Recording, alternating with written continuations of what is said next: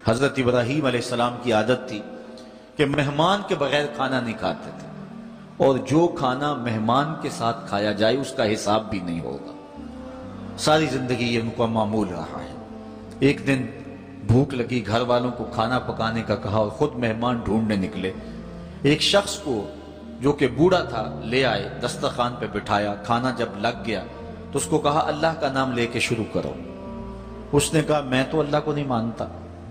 آپ نے فرمایا کہ میں تیرے سے کوئی ربط، رشتہ اور تعلق نہیں رکھتا، اللہ ہی کے نام پہ تجھے کھلا رہا ہوں، تو میرے رب کا نام تجھے کم از کم لینا چاہیے۔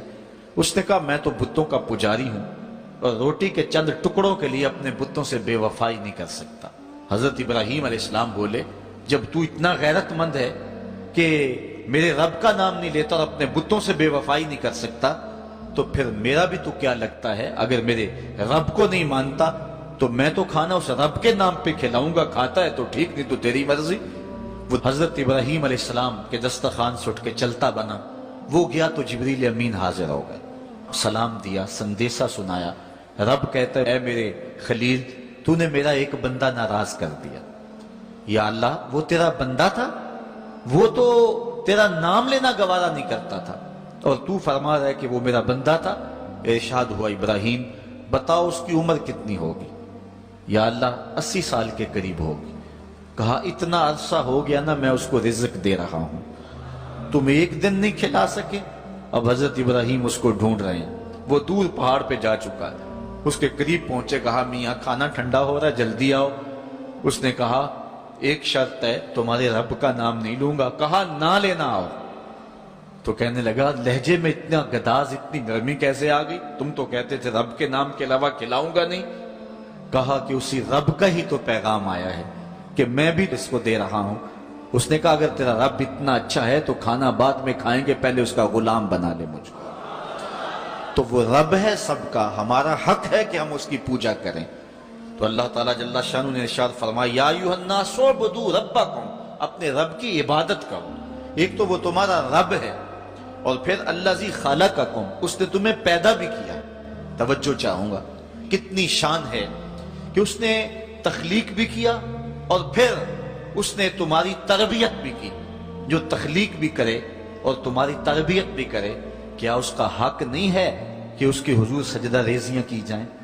ساری زندگی انسان ماں کی خدمت کرتا رہے تو بتاؤ ماں کی خدمتوں کا بدلہ دے سکتا ہے؟